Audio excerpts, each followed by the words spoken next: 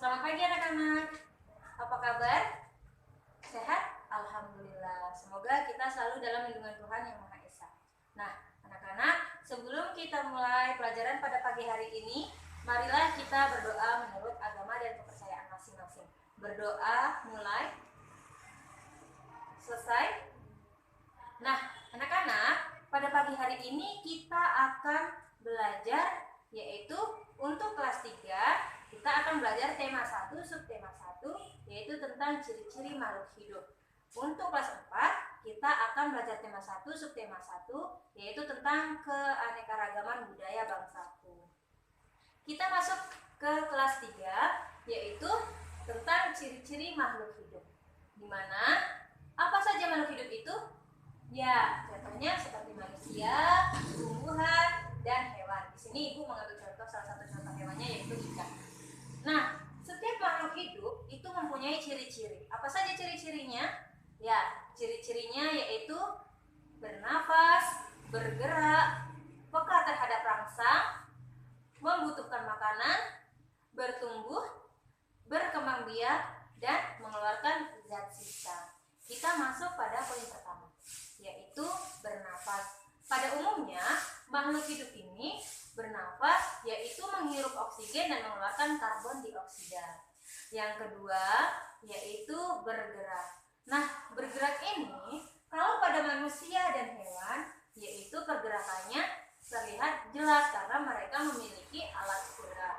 Sedangkan pada tumbuhan, pergerakannya tidak terlihat jelas. Mengapa? Karena pada tumbuhan pergerakannya yaitu mengikuti arah datangnya matahari. Nah, yang ketiga yaitu peka terhadap rangsang, di mana setiap makhluk hidup yaitu akan peka terhadap rangsangan. Contohnya manusia, kita. Nah, kita akan peka terhadap rangsangan. Seperti halnya kita terkena sinar matahari, kita akan merasakan panas. Sedangkan pada tumbuhan, kita mengambil salah satu contohnya yaitu tanaman putri malu. Tanaman putri malu ketika terkena rangsangan, dia akan menutupkan daunnya.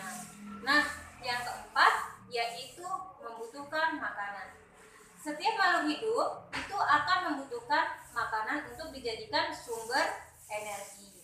Yang kelima yaitu bertumbuh. Itu akan mengalami pertumbuhan. Nah, pada makhluk hidup itu akan mengalami pertumbuhan. Seperti halnya manusia, di mana manusia lahir yaitu menjadi bayi, anak-anak, remaja, dan dewasa. Begitupun dengan tumbuhan maupun hewan. Yang keenam yaitu berkembang biak. Setiap makhluk hidup akan berkembang biak karena untuk mempertahankan jenisnya, seperti manusia yang mempunyai anak, cucu, dan seterusnya. Begitupun dengan tumbuhan maupun hewan. Yang ketujuh yaitu mengeluarkan zat sisa. Setiap makhluk hidup pastinya akan mengeluarkan zat sisa seperti apa? Air, karbon dioksida, urin, dan lain-lainnya. Nah, selanjutnya untuk materi kelas 4 yaitu tentang keanekaragaman budaya bangsaku. Apa itu keanekaragaman? Ya, keanekaragaman adalah suatu kondisi di dalam masyarakat di mana di dalamnya terdapat banyak sekali perbedaan, baik dalam suku bangsa, ras, budaya, maupun agama. Nah, di Indonesia yaitu dari Sabang sampai Merauke, di mana terdiri dari 34 provinsi dan di setiap daerahnya memiliki suku atau budaya yang berbeda-beda. Nah, meskipun di Indonesia ini memiliki keanekaragaman budaya, agama, dan yang lain-lain yang sangat banyak, tetapi tetap di dalam satu wadah yaitu NKRI, Negara Kesatuan Republik Indonesia. Nah, anak-anak, bagaimana kita mengetahui suatu suku budaya atau bangsa? Yaitu dengan mengenal baju adatnya, bahasa daerahnya, makanan tradisionalnya, dan lain-lain. Nah, itulah tadi materi pada keanekaragaman budaya bangsaku untuk kelas 4. Selanjutnya, Ibu akan memberikan soal dan anak-anak kerjakan. Untuk soal kelas 3,